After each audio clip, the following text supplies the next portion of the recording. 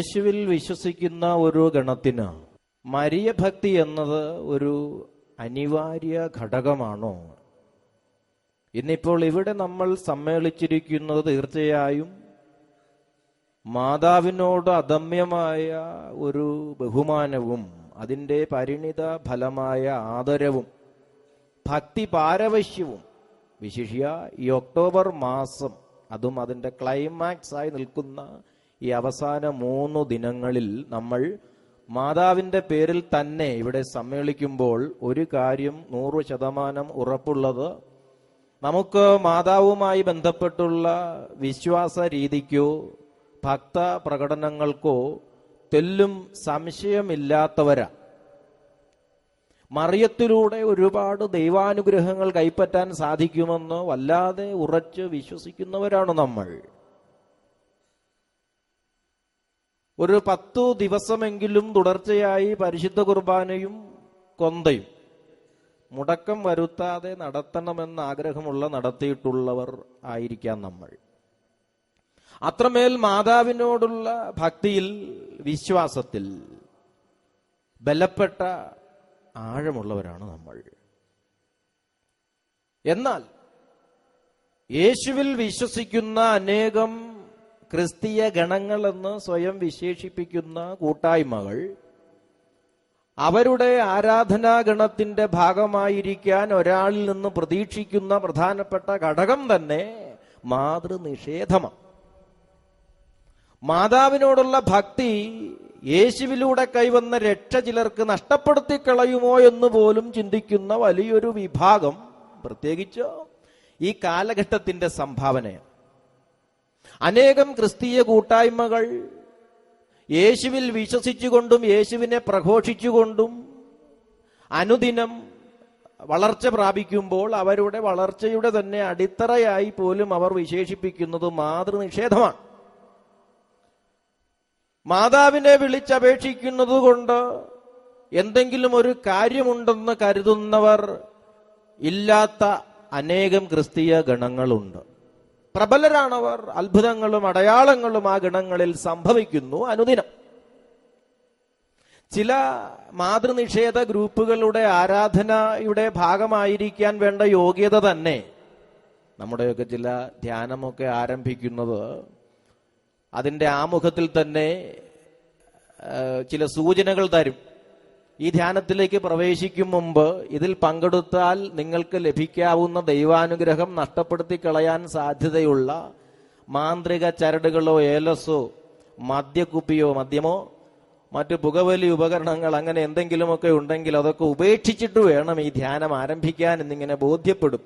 അങ്ങനെ ദൈവ വെളിച്ചം നമുക്ക് ലഭിക്കുന്നതിന് തടസ്സമായ സകല സാത്താന്റേതെന്ന് വിശേഷിപ്പിക്കുന്ന ഉപകരണങ്ങളും ഉപഭോഗ വസ്തുക്കളും ഉപേക്ഷിച്ചിട്ടല്ലാതെ ദൈവാനുഗ്രഹം സ്വന്തമാക്കാൻ പറ്റില്ലെന്ന് പ്രബോധിപ്പിക്കുന്നത് പോലെ ചില ക്രിസ്തീയ ആരാധനാ ഗ്രൂപ്പുകളിൽ അംഗമായി തീരാൻ വേണ്ട പ്രഥമ യോഗ്യത മാതാവിനെ ആദരിക്കുന്ന ബഹുമാനിക്കുന്ന ചില ഉപകരണങ്ങൾ, അത് കൊന്തയോ ബന്ധിങ്ങയോ പോലുള്ള ചില കാര്യങ്ങളൊക്കെ ധരിച്ചിട്ടുണ്ടെങ്കിൽ അതെല്ലാം വലിച്ചൂരിയെടുത്ത് വലിച്ചെറിഞ്ഞ് അതിനെ നിഷേധിച്ചിട്ട് വേണം ആ ധ്യാനം ആരംഭിക്കാൻ. വന്നുകൂടിയിരിക്കുന്ന ഗണത്തിൽ നിന്ന് മാതാവുമായി ബന്ധപ്പെട്ടുള്ള ആരാധനയ്ക്ക് പ്രാധാന്യം കൊടുക്കുന്ന ആരെങ്കിലും ഉണ്ടെങ്കിൽ എഴുന്നേറ്റ് നിർത്തി അവരുടെ കഴുത്തിൽ തൂക്കിയിട്ടിരിക്കുന്ന കാലാകാലങ്ങളായി മാതാവിനെ ആദരിക്കാൻ അവർ കൊടുക്കുന്ന സ്ഥാനമായി കരുതുന്ന ചില ചിഹ്നങ്ങളെ കഴുത്തിൽ നിന്ന് ഊരിയെടുത്ത് പ്രഘോഷകന്റെ മുമ്പിലേക്ക് വലിച്ചെറിഞ്ഞിട്ട് അങ്ങനെ സകലരും ഈ കാര്യങ്ങളൊക്കെ പ്രഘോഷകന്റെ മുന്നിൽ എറിഞ്ഞു കൊടുത്തിട്ട് അതിനെല്ലാം അവസാനം ജനത്തെ മുഴുവനും മുന്നോട്ട് കൊണ്ടുവന്ന് ഈ മാതൃവണക്കത്തിന്റെ വസ്തുവകകളിൽ മേൽ ചവിട്ടി മെതിച്ചു നടന്ന് പലയാവർത്തി നടന്നിട്ട് മാതാവിനെ നിഷേധിക്കുന്നുവെന്ന് ഏറ്റു പറഞ്ഞ ശേഷമാണ് ആരാധനാഗണത്തിന്റെ ഭാഗമായിരിക്കാൻ കഴിയൂ എന്ന് പ്രഖ്യാപിക്കുന്ന ചില ഗണങ്ങൾ പ്രത്യേകിച്ച് ഈ കാലഘട്ടത്തിന്റെ സംഭാവനയായി രംഗത്ത് വന്നിട്ടുണ്ടാവും. അങ്ങനെയുള്ള ഒരു കാലഘട്ടത്തിലാണ് നമ്മൾ ഇത്രയേറെ ജനം മാതൃഭക്തിക്ക് പ്രാധാന്യം കൊടുത്തൊരു കൂടാരത്തിനു കീഴെ അണിനിരക്കുന്നതെന്നത് നമ്മുടെ ഈ മരിയ ഭക്തിയുടെ അടിത്തറയിന്മേൽ ഒരു പരിചിന്തനത്തിനു കൂടി വിഷയമാക്കേണ്ട കാര്യമാണ്. മാതൃഭക്തിക്ക് ഏതെങ്കിലും ഒരു കാലഘട്ടത്തിന്റെ മാത്രം നിലനിൽപ്പേ ഉള്ളോ? അല്ലെങ്കിൽ ഏതോ ഒരു മനുഷ്യൻ അല്ലെങ്കിൽ ഒരു ഗണം ആളുകൾക്ക് എന്നോ തോന്നിയ ചില തോന്നലുകളെ ഒരു വളരെ സ്വീകാര്യമായ ഭക്തരീതിയാക്കി പ്രചരിപ്പിച്ചതും പ്രചാരം നേടിയതുമായ ഒന്നാണോ മര്യഭക്തി? അതോ യേശു വിശ്വാസത്തിലൂടെ ഒരു മനുഷ്യൻ കരഗതമാക്കേണ്ട രക്ഷ സ്വന്തമാക്കാൻ അനിവാര്യമായ ഒരു ഭക്തരീതിയാണോ മാതൃഭക്തി എന്നതിന്മേൽ ഒരു കൃത്യമായ ബോധം നമുക്ക് ഈ മണിക്കൂറിൽ ലഭിക്കേണ്ടതുണ്ട്. രക്ഷാകര സംഭവങ്ങളുടെ ക്ലൈമാക്സ്, പരകോടിയായി നിൽക്കുന്ന ക്രിസ്തു സംഭവങ്ങളെ നമ്മൾ ധ്യാനിക്കാൻ പോവുകയാണ്. ക്രിസ്തുവിലൂടെ കരഗതമായ രക്ഷയുടെ മർമ്മങ്ങൾ ഏതെല്ലാമാണ്? ഒരു മനുഷ്യൻ രക്ഷ പ്രാപിക്കുന്നതിന് ആശ്രയിക്കേണ്ട കാര്യങ്ങൾ ഏതെല്ലാമാണ്? യേശുവിലൂടെയുള്ള രക്ഷ യേശുവിൽ വിശ്വസിക്കുന്ന ഒരാൾ സ്വന്തമാക്കാൻ ആശ്രയിക്കേണ്ട കാര്യങ്ങളാണ് ക്രിസ്തു സംഭവങ്ങൾ. അതിനോട് സർവാത്മന ചേർന്ന് നിൽക്കുന്ന ആളുകൾക്കുള്ളതാണ് രക്ഷ. അങ്ങനെയെങ്കിൽ യേശുവിലൂടെയുള്ള രക്ഷയുടെ ആദ്യപടി അവന്റെ ജനനം, ഇൻകാർണേഷൻ എന്ന് പറയുന്നു, മനുഷ്യാവതാരം. ഇനി മറ്റൊന്ന് അവന്റെ മരണം. അവന്റെ മരണത്തിലൂടെയാണ് രക്ഷ ഈ ലോകം ഒപ്പിയെടുത്തത്. ഇനിയും അവന്റെ ഉത്ഥാനം, യേശുവിന്റെ പുനരുത്ഥാനമാണ് നമ്മുടെ രക്ഷയ്ക്ക്, നമ്മുടെ സ്വർഗപ്രാപ്തിക്ക് കാരണമാവുന്നത്. ഇനിയും പരിശുദ്ധാത്മാവിന്റെ ആഗമം, ആത്മാവാണ് നമ്മെ ഇവയെല്ലാം മനസ്സിലാക്കി തരുന്നത്. അതിനാൽ രക്ഷാകര സംഭവങ്ങളുടെ ക്ലൈമാക്സ് ആയ ക്രിസ്തു സംഭവങ്ങളിലൂടെ യാത്ര ചെയ്താൽ ക്രിസ്തു സംഭവങ്ങളുടെ മർമ്മങ്ങൾ എന്ന് പറയുന്നത് മനുഷ്യാവതാരം, കുരിശുമരണം, ഉത്ഥാനം, പരിശുദ്ധാത്മാവിന്റെ ആഗമനം. മറിയത്തെ മാറ്റി നിർത്തിയാണ് ഇവയൊക്കെ ബൈബിളിൽ കുറിക്കുന്നതെങ്കിൽ നമുക്ക് മറിയത്തെ കാര്യമായി പരിഗണിക്കാതിരിക്കാം. എന്നാൽ ഒരിക്കലും ഒഴിവാക്കാനാവാത്ത വിധം ശ്രദ്ധേയമായി അവളെ പിടിച്ചു നിർത്തുന്നെങ്കിൽ നമുക്ക് അവളിലൂടെ കൂടിയല്ലാതെ യേശുവിലൂടെയുള്ള രക്ഷ സ്വന്തമാക്കാൻ സാധ്യമല്ലെന്ന നിഗമനത്തിലെത്താം. ഓരോ സംഭവങ്ങൾക്കും വേണ്ടി നമ്മൾ കൂടുതൽ ഈടുകിട്ടാൻ ഓരോ വ്യക്തിയെ ആശ്രയിക്കുകയാണ്. ഇപ്പോ ലൂക്കായുടെ സുവിശേഷത്തെ മാത്രം ആശ്രയിച്ച് നമ്മൾ ഒരു കണ്ടെത്തൽ നടത്തിയാൽ ലൂക്കായ്ക്ക് പ്രത്യേക മമത മറിയത്തോടുണ്ടായിരുന്നു, അതുകൊണ്ട് അയാൾ അങ്ങനെയൊക്കെ എഴുതി എന്ന് പറയാം. കാരണം ലൂക്ക മരിയ ഭക്തൻ എന്ന് വേണമെങ്കിൽ പറയാം. അയാൾ മാതാവിന്റെ ചിത്രം വരച്ചിരുന്നു എന്നിങ്ങനെയൊക്കെ കേൾക്കുന്നു. അതുകൊണ്ടാണ് ബാല്യകാല വിവരണങ്ങളൊക്കെ ലൂക്ക വളരെ സമർത്ഥമായി കോറിയിടുന്നുണ്ട്. അതുകൊണ്ട് നമ്മൾ ഓരോ സംഭവത്തിനും വേണ്ടി ഓരോ സുവിശേഷകരെ ആശ്രയിക്കാം. ഇവിടെ ശ്രദ്ധിക്കേണ്ട ഒരു കാര്യം, ഇപ്പോ ജനനത്തിനു വേണ്ടി നമ്മൾ മത്തായി സുവിശേഷത്തെ ആശ്രയിക്കുന്നു. മരണത്തെ റിപ്പോർട്ട് ചെയ്യുമ്പോൾ അത് യോഹന്നാനെ നമ്മൾ ആശ്രയിക്കുന്നു. ഇനി ഉയർപ്പ്, ഉത്ഥാനം എന്നത് ഒരു സംഭവമായി ബൈബിളിൽ ഇല്ല. ബൈബിളിൽ ഒരു സംഭവം ജനനം പോലെയോ മരണം പോലെയോ പരിശുദ്ധാത്മാവിന്റെ ആഗമം പോലെ പോലുമോ ഒരു സംഭവമായി ഉത്ഥാനമില്ല. ഉത്ഥാനം ചെയ്തു എന്നത് ശൂന്യമായ കല്ലറ, ഉപേക്ഷിക്കപ്പെട്ട വസ്ത്രം കണ്ട് അണികൾ മനസ്സിലാക്കുകയാണ്.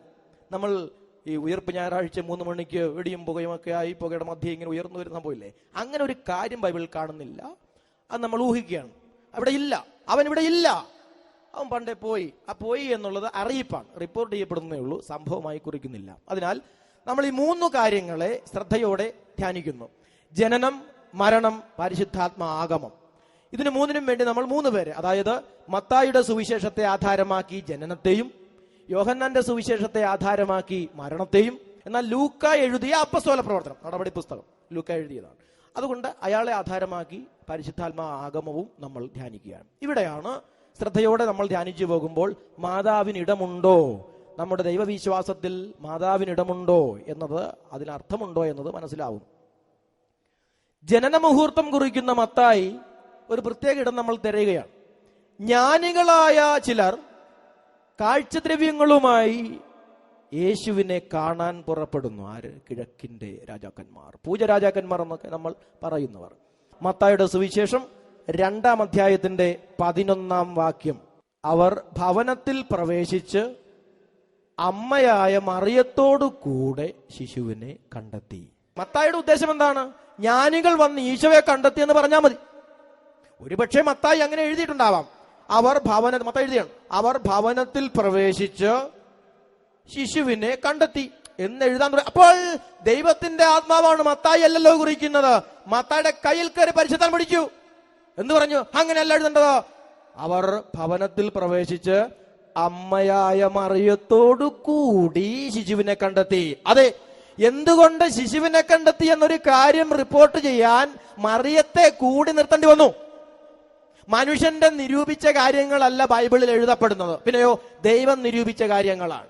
അതുകൊണ്ട് ശിശുവിനെ കണ്ടെത്തുമ്പോൾ അത് അമ്മയായ മറിയത്തോട് കൂടിയായിരിക്കണമെന്ന് ദൈവത്തിന്റെ പരിശുദ്ധാത്മാവ് നിശ്ചയിച്ചിരിക്കുന്നു.